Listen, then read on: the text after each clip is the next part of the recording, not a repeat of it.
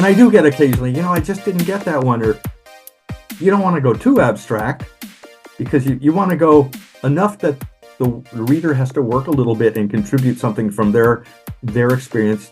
And I would say 99.999% of the time it works, because I do, if I doubt something, or I'll have some folks, I'll send them to them from very trusted confidants, including my wife. What do you think of this?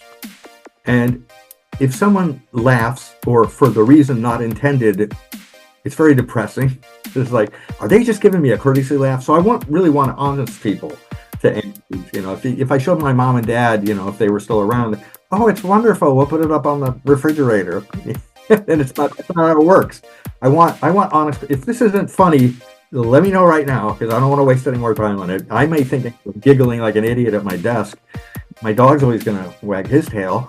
So, yeah, I try to do a little test marketing. I even do more of that now than I used to, since it's much easier. Here, text it to someone. Here you go. What do you think of this?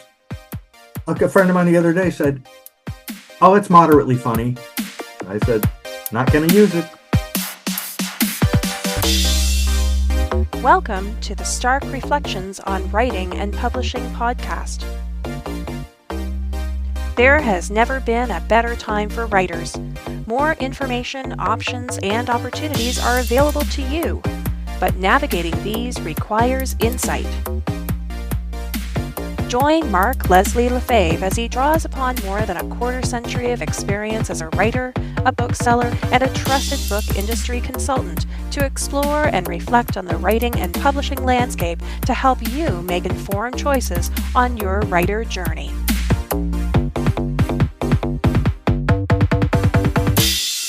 Hello, Reflectives, and welcome to episode 364 of the Stark Reflections podcast. This is your host, Mark Leslie Lefebvre. In today's episode, I have an interview with Leigh Rubin. Leigh Rubin is an accomplished author and cartoonist with more than 20 books out. 2024 marks the 40th anniversary of Leigh's internationally syndicated cartoon, Rubes, which is distributed by Creators Syndicate to hundreds of newspapers and media outlets worldwide. Chances are you've seen his cartoons shared on the social medias. We talk about that. We talk about his anniversary, his life in cartooning, his latest book, Think Like a Cartoonist, and so much more. But that's coming up later in this episode. First, let's hear a word from this episode's sponsor. Ready to elevate your writing career? Join the Cruising Writers Group sailing the Caribbean from Galveston on February 22nd to March 1st, 2025. This time, we're focused on indie authors, with special guests Mark Leslie and Aaron Wright leading a deep dive into the world of self-publishing. You'll come away with invaluable insights, but also great memories as you connect with other writers and explore charming ports of call in Roatan, Honduras, Costa Maya, Mexico, and Cozumel. Visit cruisingwriters.com to book your spot today. That's right. This episode's sponsor is Cruising Writers, and I'm a bit biased about how exciting this is going to be because I'm one of the featured guests for this. But wouldn't you want to just hang out with me on a cruise or on some tropical island place where one of the ports of call, have some drinks, talk business of writing and publishing in a very casual, fun way? I love that idea, and that's not just because the time of year it's a little bit chilly for me. But you can check that out over at cruisingwriters.com. Thank you to my sponsor, but also a thank you to all of those people who support this podcast over at patreon.com/starkreflections, as well as those who support me at buymeacoffee.com/Mark Leslie. Appreciate your support, guys. Love what you are doing to support this podcast, and really do appreciate that. So lots of love and thanks to y'all. I'm going to be looking at trying to do some more online hangouts, etc. For my patrons and for those Buy Me a Coffee folks as well, just to try and give you guys back a little something more, but really appreciate you guys. But now it's time for comments from recent episodes. All right, and I have a comment over on episode 363, last week's episode, Greatness Recognized with Sarah McVannell. And Johanna Rothman says, your personal update The piece where the author wondered about how to price a short book, Johanna says, please, please, please, price by value, not by size. This works for all nonfiction books, also consultants and freelancers. Imagine this. The writer can effectively convey something so necessary for other people to know in just an hour or two. You don't need to invest all this time. You can learn these essential skills in just whatever the time is. People never buy nonfiction by the time they spend on the book. They buy nonfiction because of the author or the book solves a problem they have. This writer needs a great blurb and will have to do a bunch of content marketing. But no, price the book at a fair price for all. I recommend $9.99. That's the best place for royalties, and Johanna says that with quotes. And how many people really won't spend that much? Writers have money to spend on books. I assume the author will also have it in the library, etc., but charge for the value, not the size. And I want to thank you so much, Johanna, for that wonderfully in-depth and fantastic comment. I'm so thrilled you left it there, and I'm so thrilled to share it. I couldn't agree with you more. Ironically, I'm actually going to be walking the price up of all of my books in general, including the fiction. I'll be sending out a note to my newsletter subscribers, letting them know that probably my mid-summer, the price of my average novel is going to go up a bit. And I'm going to be doing the same for my nonfiction books, the books for Stark Publishing Solutions, Wide for the Win and An Author's Guide to Working with Bookstores and Libraries, etc. I'm going to be walking those prices up. So thanks for that reminder, Johanna. I'm going to let you guys know, and I will send that out to the Stark Reflections newsletter that I send out semi-regularly to authors just to say, hey, prices are going up if you want to check them out. What I'll probably do and again, I'm always looking for ways to thank my patrons, is maybe I'll have a default patron coupon code, and I can probably make one for the Smashwords store, because people may already have an account there, etc. But I can also make one for my books over, through PayHip, etc. Because I still haven't spent the time to do the proper Shopify store. I'll get to it one day. But anyways, again, thank you, Johanna, for that fantastic comment and great insight.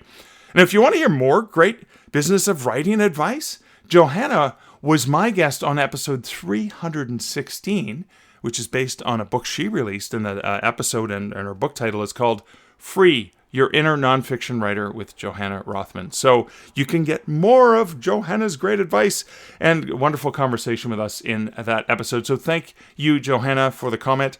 I want to just remind people you can email me comments. You can leave them over at starkreflections.ca like Johanna did. Drop them off at the YouTube channel, etc. I love the comments, and I love the interaction in the comments, because I really want us to be part of a community and helping listen to one another and support one another and providing tips and advice for one another, because we're all in this boat together. But that's it for the introductory matter for this podcast. I had a wonderful conversation with Leigh about his latest book, and even a book he's working on that's coming out in the future. But his latest book is Think Like a Cartoonist, and I'm so thrilled. I mean, Leigh is celebrating his 40th anniversary. Later this year will be 40 years of his cartoon Rubes. And like I said in the introduction, I'm sure you probably have seen the cartoons about. Actually, I got to know Leigh thanks to somebody sharing one of his cartoons with me, saying, Mark, this reminds me of you. And it was a dramatic exit one. I'll have a link to that in the show notes. And then I went and made a fun video inspired by Leigh's cartoon, like a stupid dad joke short video, and attributed that it came from Leigh. It was his idea, because I want more people to go check out his books and check him out as well, because he's a great guy, and is really sad. I was supposed to. He's coming up to talk at the college in upstate New York, just across the border from, it's only like an hour and a half drive from where I live in Ontario.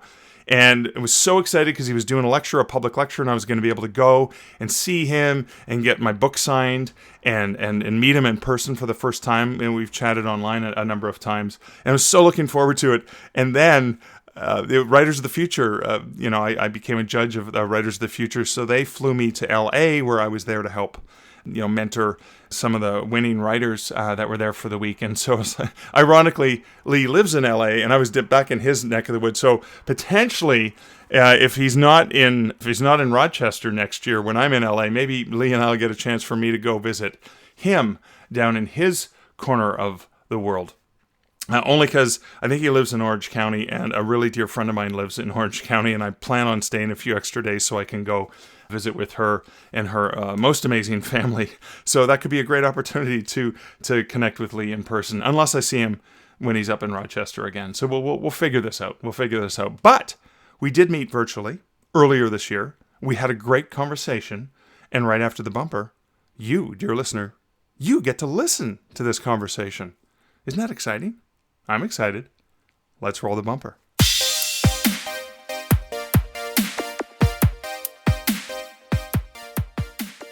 Hey, Leigh, welcome back to the Stark Reflections podcast. Oh, great. Thanks for having me back.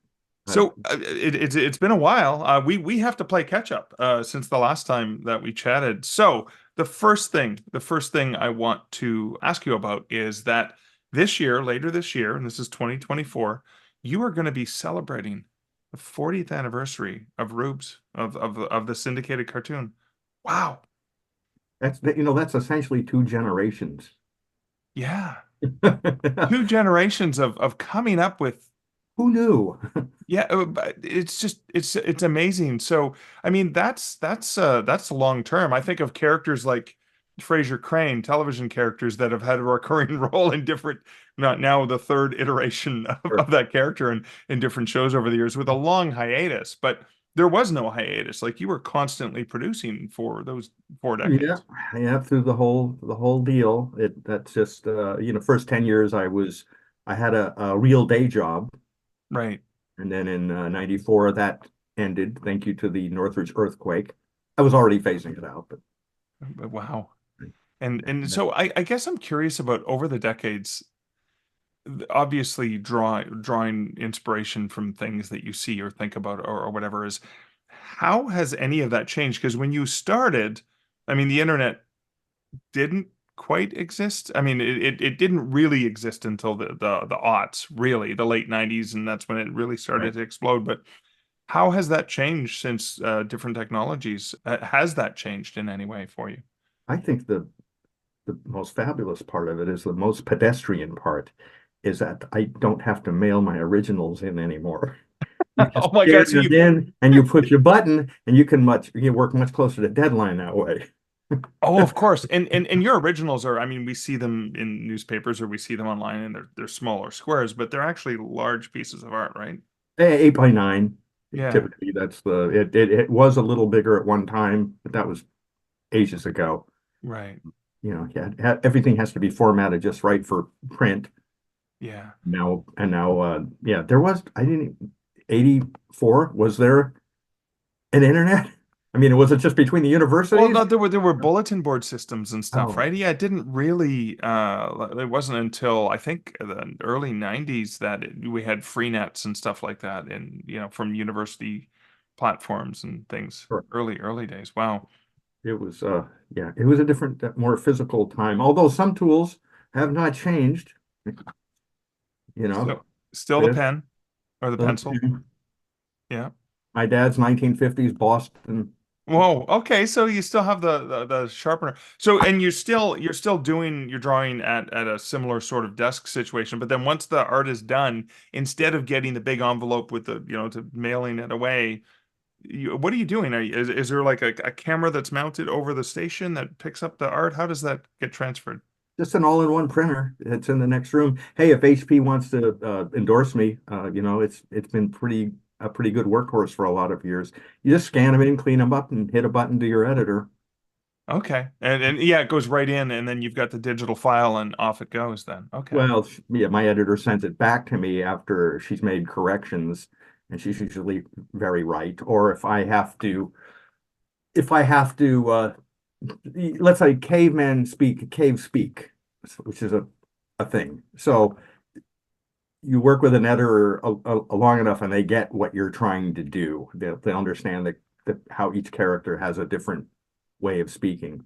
Right.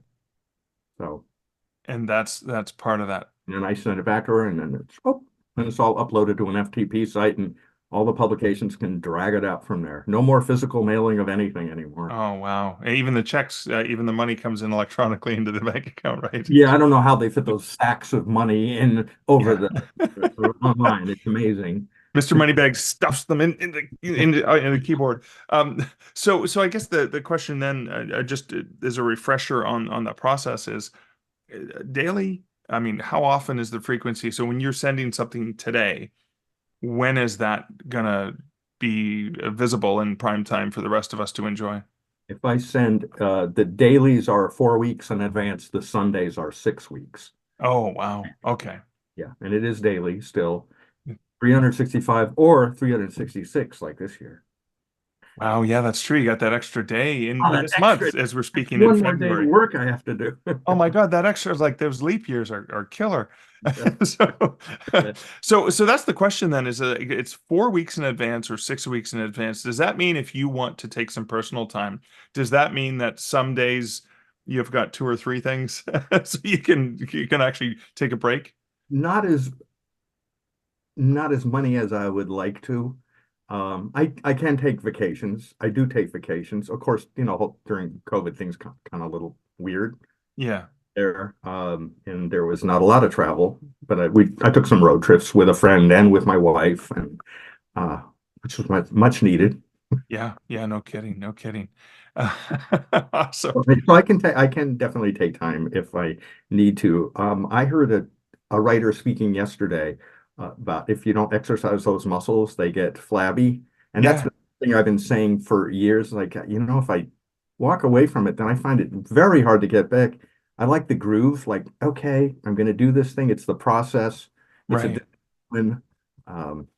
It's a unrelenting pressure. Yeah.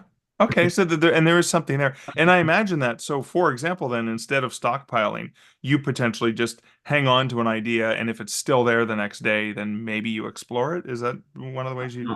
They can happen anytime. I'll send myself an email. I'll jot something down, some weird phrase, or if I'm having dinner, I'll say, I'll be back in a second. And I just go to my office and write it down. Yeah. And they've Happen. gotten used to it, right? Oh, yeah, yeah. Yeah. Not a problem. Oh man, so we have this book that came out at the end of 2023. We have Think Like a Cartoonist. Has one of my favorites of one of your cartoons on the cover with the bunny taking the picture of somebody doing bunny ears on a bunny. It's very meta, lots going on there. A celebration of humor and creativity by Leigh Rubin and friends. So I mean, how do you think like a cartoonist? Is this book going to help me?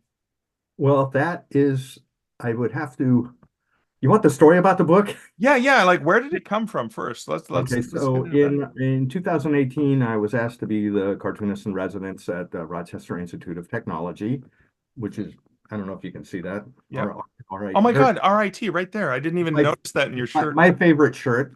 Okay. Uh, and I had done with the guidance of one of the professors there, and then a friend of mine, we did this big mural which celebrated all the schools, and it was up on a banner for me during their, homecoming and they have a big festival called Imagine RIT, and it stayed up for a number of weeks, uh, and I thought, well, that was really fun, but what I'd really like to do is do something that would have some real tangible value to students, teachers, anybody really. I mean, you don't have anybody from any walk of life.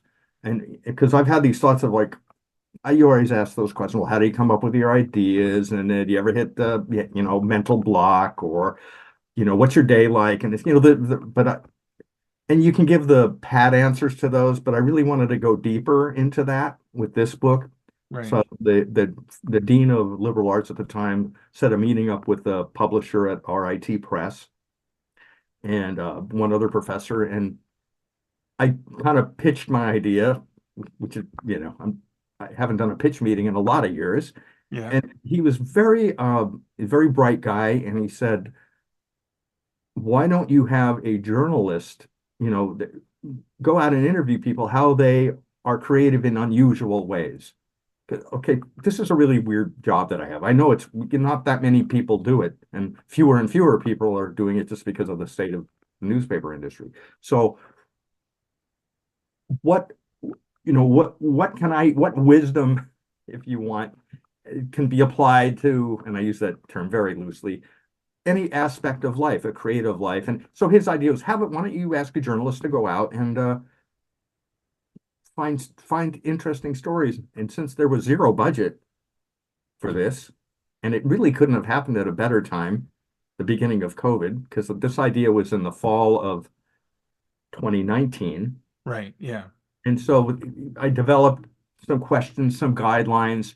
How can I make this work? I became that journalist. So, I have one of my friends that I went on a road trip with. We went and visited one of our friends in Oregon. So we had 1,000 miles each way, and I pitched it to him. I said, Rick, would you be interested in trying this out? I need a guinea pig for the story. I don't know if you saw his story. Diamond Rings and Knuckleheads is the title of the story, and the idea was to create a story, and I would have a cartoon, either create a cartoon or more than likely use one from my archive and adapt it to that cartoon. And he wrote a story that was just brilliant, and it was funny and very relatable. So I thought, okay, now I have a template. So I started asking more and more over the course of the next, 8, 9 months, 10 months, whatever it was. I had called 150 people. Wow. Some of them never got back to me. They were so sick of me, like texting, hey, did you? And I pitched them this idea, and I got a little more than 100 responses, which was pretty terrific. And then I decided I have to have some structure to this book, because I also wrote a number of chapters because my name's on it. Yeah, yeah. We expect something from you in there, right? Not just the art. So I was able to, the whole thing, about deadlines, persistence, creativity, seeing things that everybody sees, but looking at things in an unusual way. And honestly, about same director of the press, I used the term publisher before because that's how he was introduced to me. Fabulous editor, went through and selected 45 of the stories. Okay. And, which is a lot when I had to call all those people that say their story didn't make it. I did not like that job very much. Oh, I can imagine. Yeah. But I could blame him for it. But no, but it was my responsibility. Then I had to mash up cartoons, and then the stories are as wide and varied as it's from, jerry rigging a car somehow to getting a job in a very unusual way, or writing a resume that was just fabulous. One of my favorites is called Clumsiness and Caffeine, which was written by my cousin. And I had no idea. We were just talking, and I mentioned the idea. She goes, I have a story that would be perfect for that. And it's really one of the funniest ones, and kind of brilliant in the book, kind of thinking on your toes, not just on your feet, but you got to think on your toes and really stretch. And the end product, I think, turned out fabulous because it's exactly what I wanted it to be. Right. It took 4 years for it to happen. But it has all of these great stories and different lessons. So I'm curious about how you or the publishing director, is that what you called the director of the press? Director of the press. How you decided, for example, the order of the stories? Was there sort of a storyline flow for it, or are they thematically grouped? Yeah, well, they are, and it was kind of based on the Boy Scout pledge. I was a Boy Scout, and there's a story about some called Patches and Pandemics. That is my story, which I'm very very happy how that turned out. And I got the patch for a couple of different patches on a piece of art, but it's based on that. But I do happen to have it open to that. No, not just now. Sorry, my apologies. Oh, okay. Not that. I mean the 10-point pledge, because the pledge. I just saw it in the table of contents. No, I missed that one. Yeah, Patches and Pandemics. Is that the one? no, well, no, Oh, that's the actual pledge one is what it's based on is in the introduction.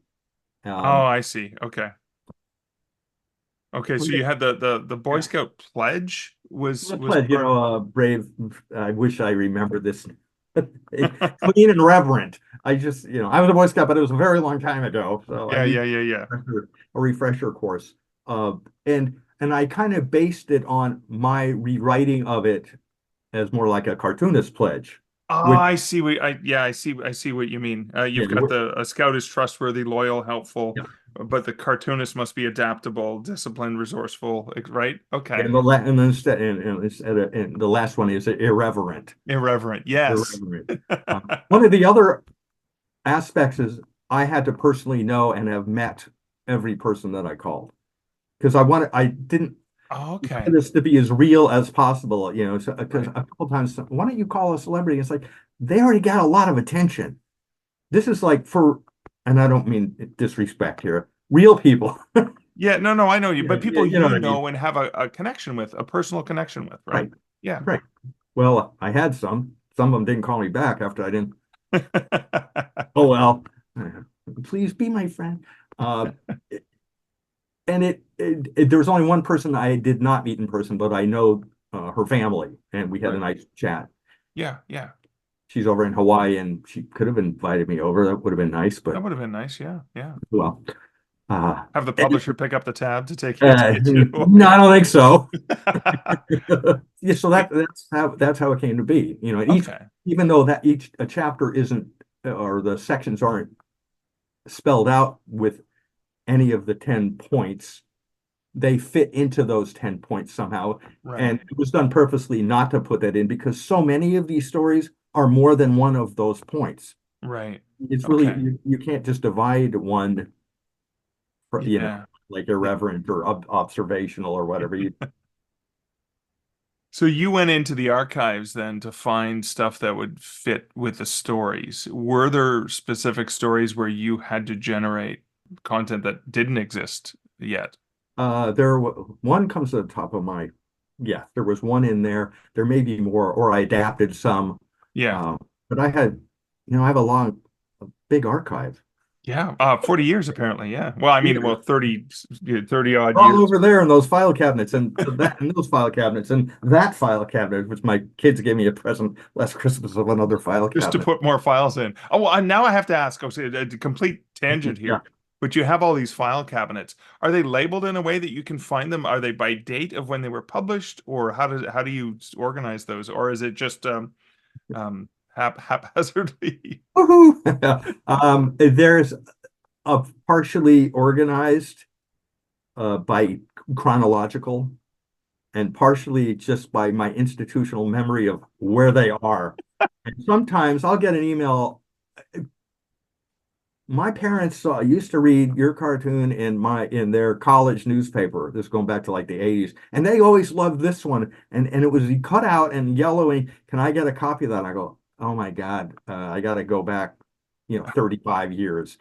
Where is it? So it's because I'll try to, some may I have some scan of it somewhere Right, right. at It's least, somewhere. yeah. Okay. So Wow. And that's interesting because we talked about generations, right? You've been doing this for generations. So it could be like somebody, I grew up on Calvin and Hobbes, and I know Bill Watterson's come back recently and done some stuff, but like my son was born after he had retired, but I still was able to show him the sure. books I purchased and enjoyed as a child.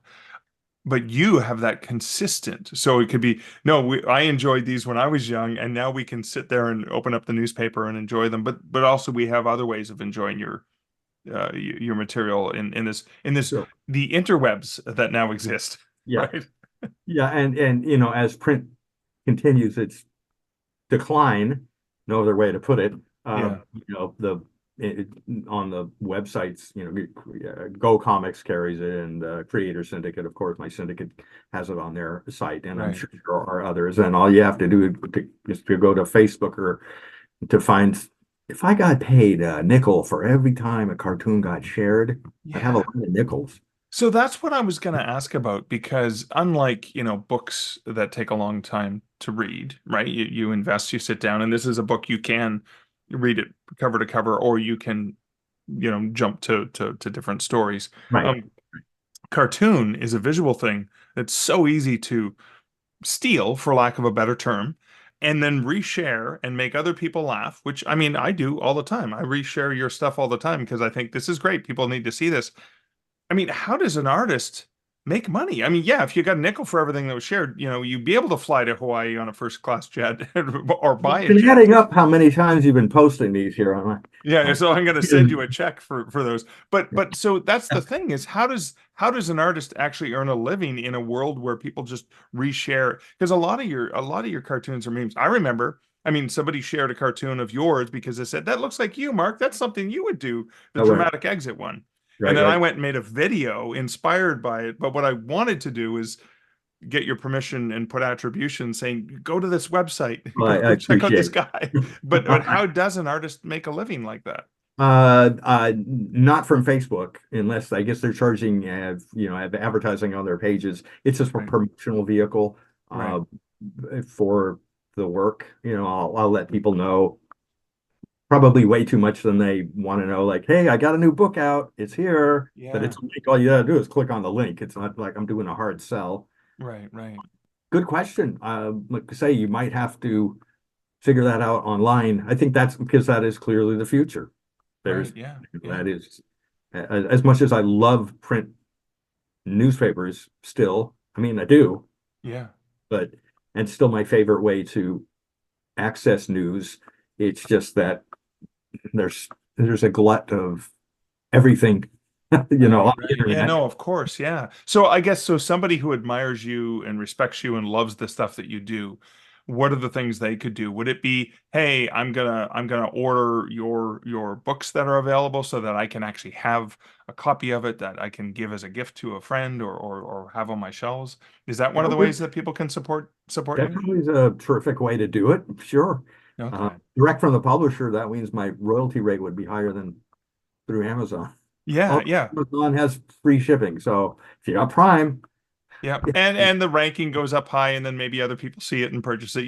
Just six of one, half a dozen of another, yeah, right? it's So, don't expect to get rich doing it, yeah, of course. but who knows? Hey, Yeah. if you want to turn those little shorts into a full-length movie, I'll be a consultant. Can we get a really handsome guy to play me though? Well, I know someone. I'm looking at him. So there you go. He's got a great RIT shirt on. So, um, so let's talk a little bit about that then. So advice for somebody who has that creative energy that you have. I mean, obviously, like my mom said, if you want to be a writer, get a good job. That was the advice she gave me back in the day. Is what sort of advice would you offer to a young creative who's artistically endowed and wants to entertain the way that you do? Well, if you want to, I mean, I've seen or met so many students at RIT, graphic art students, or they have a phenomenal medical illustration program. You can still draw, but also if you want to do cartooning, I would say, have a website or a blog or whatever that clearly, or if there's a hometown, even a weekly paper that is looking for content that is doing well, because there are papers that are still doing okay. Um, that's how I got my start. As my Yeah, little paper and where I lived.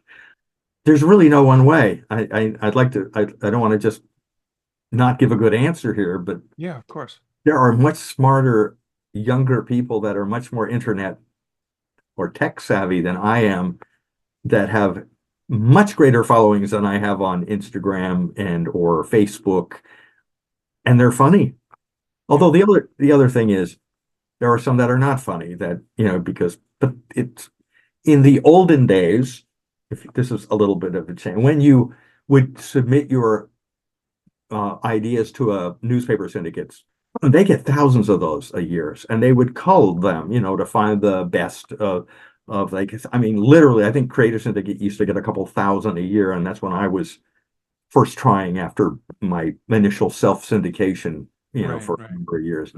So they really did a good job of weeding things out. Although, even Watterson, I believe, got turned down. You probably know the story better than I do. The first time, or I don't know, maybe more than once. I don't know anybody that didn't. Right, right. Persistence. There's a chapter on that. Yeah, well, and that's what I was wondering. There's probably lots of great advice for writers, for creatives in terms of things that have worked.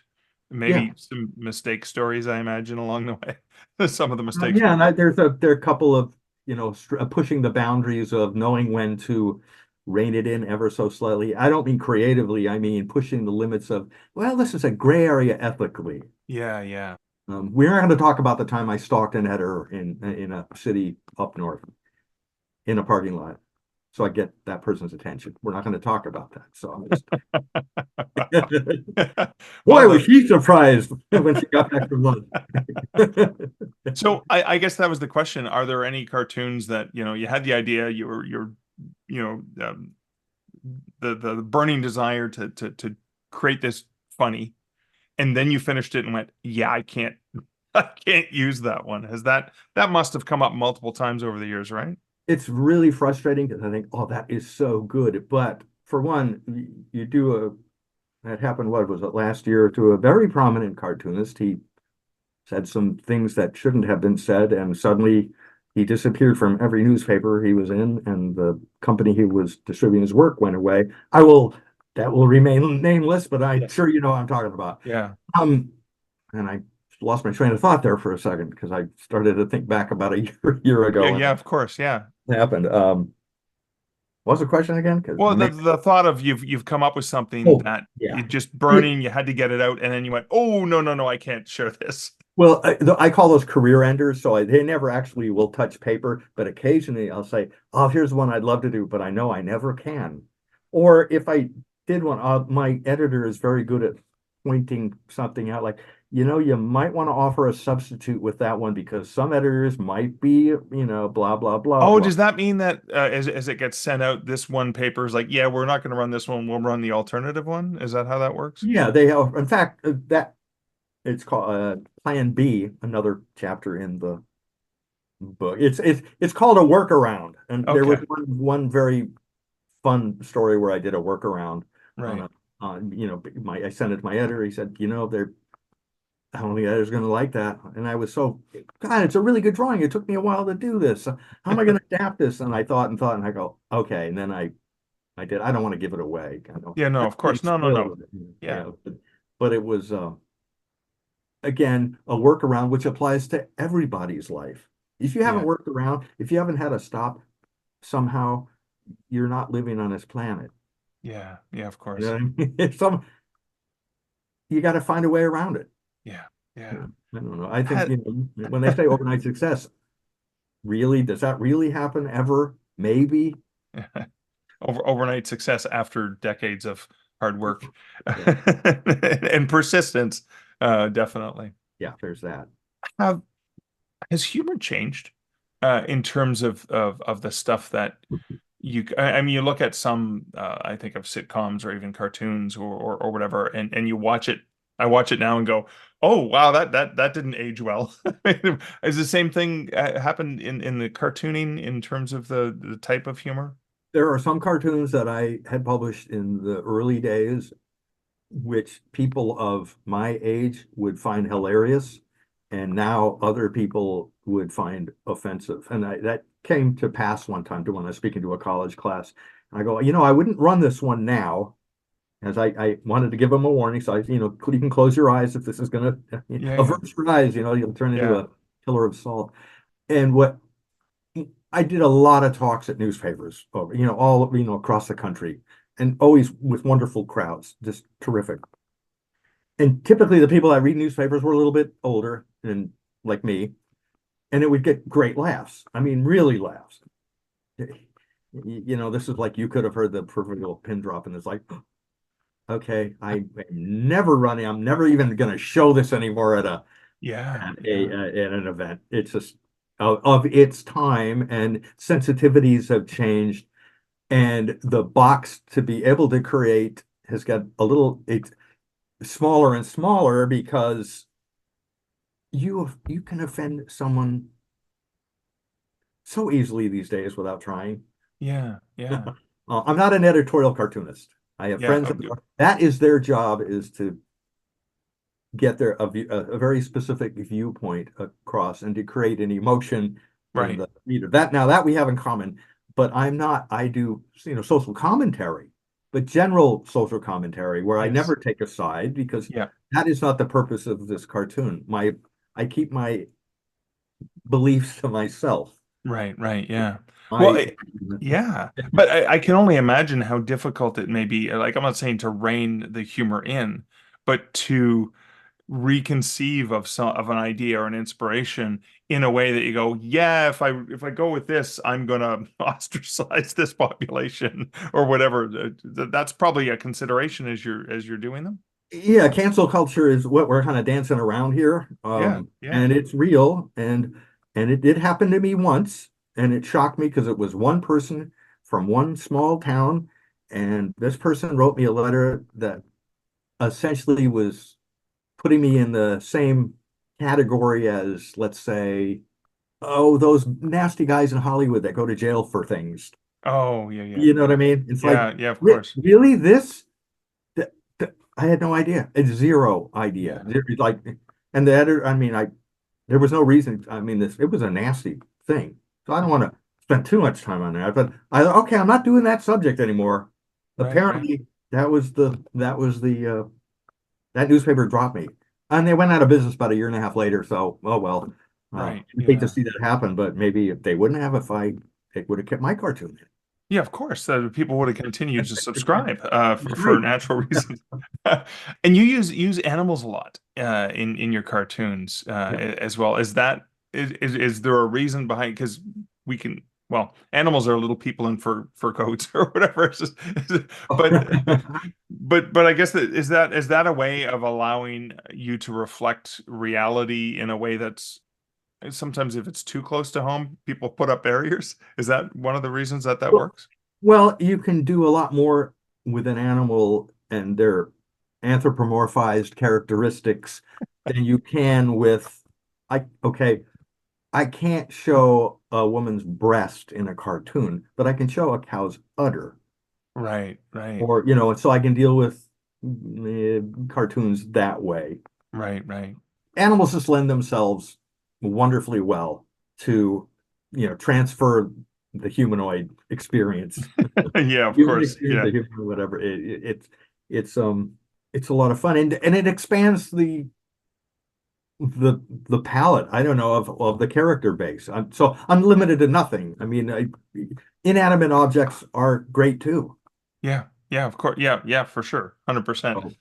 So, And then the thing I always wonder about, and I know that there's something within parody that allows you license with the use of known trademarked, copywritten characters or material. sure. Some mouse with ears, for example, or some sort of character like that. How does that work? Is it considered a parody fair use when you do that? Have there been issues where some overreaching lawyer entities come knocking? Uh, Freedom of speech is wonderful, and I am allowed to do that. Use what, Mickey Mouse or Bugs Bunny or Elmer Fudd or Yeah, the Pillsbury Doughboy, Poppin' Fresh or yeah, yeah, whatever, as long as, and it's perfectly okay. If I was to do Mickey Mouse every day, unless it's that 1929 version, yeah. Disney clearly could make my life miserable. Right, right. And so that's not my idea of fun. No, no, no, no, not at No. all. Uh, but if I I could, imagine there's enough of an essence of oh that's Elmer Fudd or that's this character, oh, right? you make it really, I really try to duplicate the people or the characters I'm trying to make. There's no mistaking who Yeah, they are. yeah, And yeah, it of course. also gives me a lot of appreciation for the art of another artist to try to make it just like that. Because, anybody could, a round head with two little ears and it's Charlie Brown. But really, if you look at the beauty of those characters, they're Yeah, very well designed. yeah, Um, of course.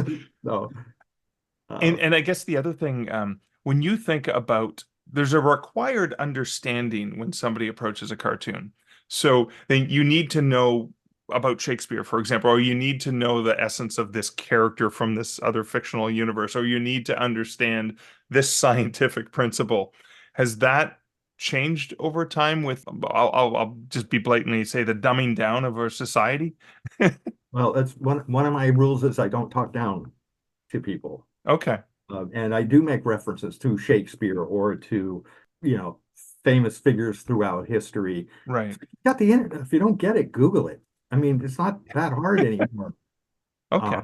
And I do get occasionally, I just didn't get that one, or you don't want to go, you don't want to go too abstract because you want to go enough that the reader has to work a little bit and contribute something from their experience. I think there's a chapter about this in there. Ooh. I think there is. There is. And I would say 99.999% of the time it works because I do, if I doubt something or I'll have some folks, I'll send them to them, very trusted confidants, including my wife. What do you think of this? And if someone laughs or for the reason not intended, it's very depressing. It's like, are they just giving me a courtesy laugh? So I really want honest people to Right. answer. If I showed my mom and dad, if they were still around, oh, it's wonderful. We'll put it up on the refrigerator. And it's not how it works. I want honest. If this isn't funny, let me know right now because I don't want to waste any more time on it. I may think I'm giggling like an idiot at my desk. My dog's always gonna wag his tail. Yeah. So He just hears your voice and the tail goes. Yeah. oh yes, it's the guy that gives me food. So yeah, I try to do a little test marketing. I even do more of that now than I used to, since Right. it's much easier. Here, text it to someone. Here you go. What do you think of this? Yeah. Like a friend of mine the other day said, "Oh, it's moderately funny." I said, "Not gonna use it." Yeah. It's gotta hit. Yeah. Use it all the time I put into it. Not gonna use it. I have a big stack of ones that aren't used over there. Oh man. See, that's extra special content for your biggest fans. Oh, no, it is of no interest, I'm sure. It's just maybe some archivist in 1,000 years and digging through the sacred text of long forgotten late 20th, 21st century cartoonists. Yeah. So what is next for you? What any specific plans, or is it basically you've 40 years this coming November? What's on the horizon? Still more of this, more of the dailies. I'm working with a fabulous professor and friend from RIT on a book on entrepreneurship, of which he is he is an expert on Yeah. this stuff and has started up companies and really excited about it because I'm not gag writing, but it's going to be completely illustrated and it's going to rhyme Ooh. the entire around 100 stanzas. Oh my God. And in the back will be a how did she say, glossary. We make a joke. Guy's hilarious. I can give his name if you'd like. It's Anthony Testa, and he's an entrepreneur innovation professor at RIT and a successful businessman in his own right. And it's been a joy because he knows this stuff chapter and verse. And in the back of the book will be a legend explaining actually in the businessy terms what the other ones mean. And it's written at a much lower, I don't know, maybe fifth, sixth grade level. Right. It's really like a kid's book for adults. Yeah. Yeah. Because entrepreneurship is such a huge, growing field. Yeah. Many Yeah. people want to start their own businesses, and Yeah. the backbone of America and all that. But it's true, and around the world, really. So I'm really excited. We've been working on this since last May, Oh, okay. and it's getting real close. Awesome. Awesome. Well, maybe I can have the two of you back to talk about that when it's ready, and out there. Oh, I'm sure Anthony and well, of course, I would love to. That's terrific. Awesome. Leigh, can you please let my listeners know where they can find out more about you, check out all the awesomeness that you are? All the awesomeness. I don't think we could fit on one internet. Uh, yeah, my website's Rubes Cartoons, RUBES thinklikeacartoons.com. The book is available from RIT Press. Okay. That's RIT, like not like right, but it's art, and or from Amazon or from your local bookstore. The works. Awesome. Excellent. Well, thanks so much for hanging out with me again today. It's my pleasure. Thank you so much, Mark. So, two things that I want to reflect on about this conversation with Leigh. The first one was the testing of the cartoons that he does. And then, based on feedback from trusted confidants, his wife and other people that he will send the cartoon for, especially when he's not sure if it's going to hit or if it's not going to hit right or properly. And how that's led to a giant stack of unused cartoons that he never submitted because they weren't funny enough, or maybe they crossed the line or whatever. And I think that's a lesson for all of us writers, is that not everything that we produce is going to be ready for prime time, and that's okay. That's part of the learning process. I think about the very first novel, and I'm using air quotes when I say novel, the very first novel I wrote when I was 14 years old, that I thought was a giant epic fantasy, which was probably only 30,000 words, should never see the light of day. I do have ex-girlfriend / a friend of mine now to this day who still jokingly says she has some pages from that, from my typewriter back then. She has some pages of that and is kind of, jokingly threatening to release them to the world, because it's really, really crappy writing. But anyways, not everything makes it to prime time. And I'm going to reflect on this as sort of part of a personal update. I didn't really give a personal update at the beginning, but as I'm compiling the 20th anniversary edition of my very first book, One Hand Screaming, for the fall, I'm compiling a bunch of stories. So additional stories that have been published in the previous 20 years since the book came out, as well as some other tales. And I came to something that I thought would be interesting. I wanted to share a short story I'd written when I was about 15 years old that ended up being rewritten later in high school. I ended up writing a sequel to it in university, and then I ended up writing a blog and novelizing it and sold this novel to a publisher. And I thought it would be interesting to share this story, which is about 1,000 words. And after I put it in the book and I kind of sat back and was looking at it, because I had to do my author's notes for it.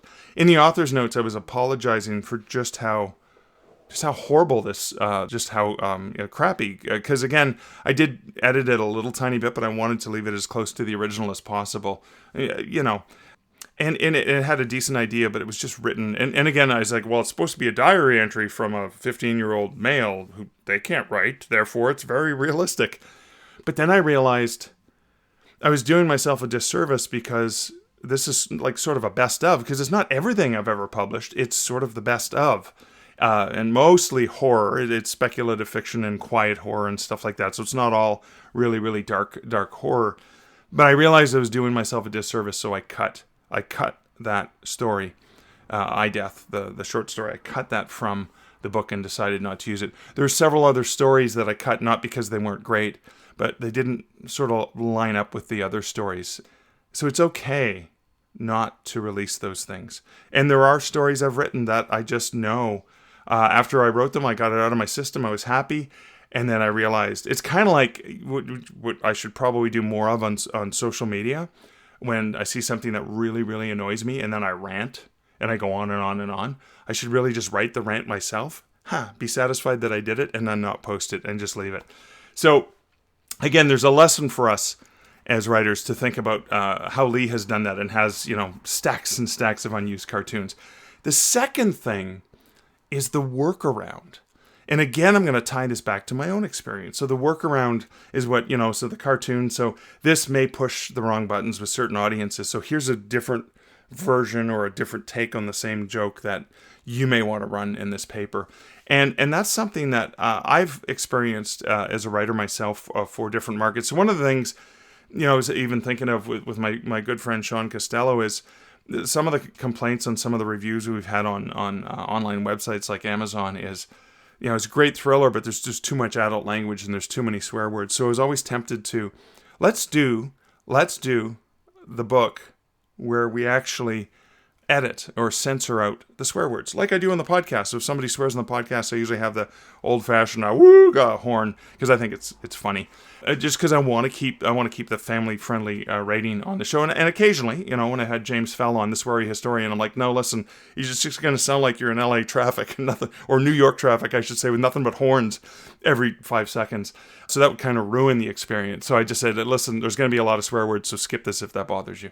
But anyways, back to this is the concept of having a safe, family safe version, although there's murder and rape in it, so it's not going to be family safe. But there's no adult language, so there's no F-bombs or whatever the case. So having a version like that, even potentially imagine like you've got a spicy romance novel and the love and everything is fine and everything works well, and it can still be told more as a sweet romance where you cut those bedroom scenes, so edited for television. So we can do those kinds of things as writers. And from my own experience, it was when in the first version of One Hand Screaming, I had a story called Almost, which was a really short tale. It had not been previously published. I put it in the book. And then 10 years after the book came out, I was contacted by McGraw-Hill Ryerson, educational publisher here in Canada. It was a photocopy of this book that barely sold more than a few hundred copies, so very, very limited availability. But, photocopy where they had made some notes saying, well, we got to remove this sexual mention and we got to remove this adult thing, swear words, right, where he swears. And they offered for me to have this being put in a high school workbook to help, students learn tension and suspense in a really, really short tale. And that was a case of a workaround. I mean, it was a workaround that came after the fact. It was like, yeah, sure, I can tweak this story so it fits your market better. And I ended up making way more money off that educational market story than I would have had I sold it for pro rates. Even today, even by today's standards, with pro rates of 8 cents a word, which it was 5 cents a word back then. But anyways, the example that a workaround by adjusting your content to a particular market because it's going to work or not work, that's something that you can consider because it may be a strategic business move for you in getting that work in front of the right people at the right time, with the right mood, with the right mentality, etc. So anyways, those are just a couple of my reflections from my conversation with Leigh. How about you? Did you have any reflections? Were things you would love to share about this wonderful conversation with Leigh? You can leave those comments over the show notes at starkreflections.ca, over on the YouTube channel for this feed. You can also email me, Mark at markleslie.ca. But thank you guys so much. Interacting and sharing is one way that feels great, and I love that. It makes feel more like a community. But also, if you want to support the podcast, you can support the podcast by leaving a review for the podcast wherever you listen to the finest of podcasts, or better yet, share this episode or any of the episodes that you really enjoyed and that you think other people would find value in. But that is it for my reflections. That is it for this episode. Thank you so much for listening. Until next week and until next episode, this still is Mark Leslie Lefebvre wishing you great writing and good Stark Reflections. Thank you for listening to the Stark Reflections podcast. You can find show notes for each episode at starkreflections.ca.